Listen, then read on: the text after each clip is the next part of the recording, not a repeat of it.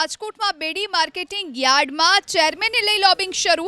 નવા નામનું મેન્ડેટ આવશે કે જયેશ બોગરા રિપીટ થશે તેને લઈ અને ચર્ચા। હાલ બેડી માર્કેટિંગ યાર્ડમાં રાદડિયા જૂથના ચેરમેન વાઇસ ચેરમેન ભાજપના જ બંને સરકારી જૂથોએ ગાંધીનગર સુધી લોબિંગ શરૂ કર્યું। 2 જૂનના રોજ વર્તમાન ચેરમેન જયેશ બોગરાની ટર્મ પૂર્ણ થશે।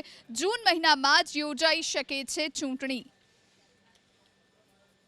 સંવાદદાતા પરાક્રમસિંહ ફોન લાઈન પર જોડાયા છે। પરાક્રમસિંહ, રાજકોટ બેડી માર્કેટિંગ યાર્ડમાં ચેરમેનને લઈ અને લોબિંગ શરૂ કરવામાં આવ્યું છે, શું વધુ માહિતી?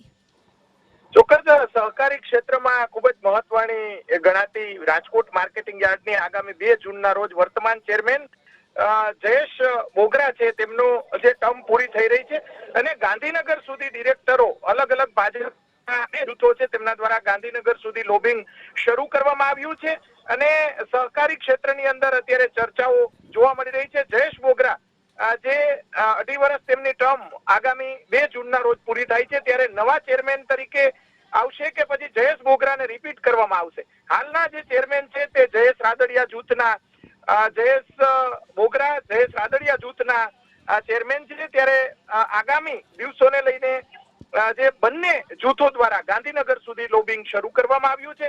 વર્તમાન ચેરમેન જયેશ બોગરાએ વિકાસ કામો જે કરેલા છે તેને ધ્યાનમાં રાખવામાં આવશે કે પછી નવા ડિરેક્ટરને જે ભાજપ મેદાનમાં ઉતારશે। મેન્ડેટને લઈને પણ સૌરાષ્ટ્રમાં ઘણા સમયથી જે ચર્ચાઓ ચાલી રહી છે, જે મેન્ડેટ આપવામાં આવશે તો કોના નામનું મેન્ડેટ આવશે અથવા તો મેન્ડેટ વગર થશે કે શું થશે તેને લઈને સમગ્ર સૌરાષ્ટ્રમાં અત્યારે ચર્ચાઓ ચાલી।